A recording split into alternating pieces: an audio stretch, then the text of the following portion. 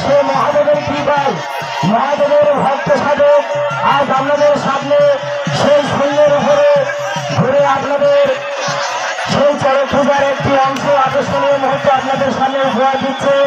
তাই আপনারা জয় জয় ধ্বনি দিয়ে সেই মহাদেবের নাম স্মরণ করে আজকের আমাদের লক্ষ্মী বাবার শিব মন্দিরকে মুখরিত করে তুলুন।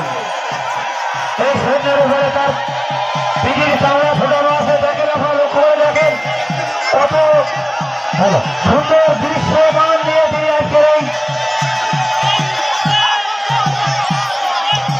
সেই শুধু গোপালগঞ্জ থেকে গোপালগঞ্জ থেকে এসে আমাদের মায়েদের এবং সকল ভক্ত মন্ডলীকে আনন্দ দিয়ে যাচ্ছেন। তার পিঠের সে চামড়া কত নির্মম ভাবে তিনি আজকের এই দক্ষিণ অঞ্চলে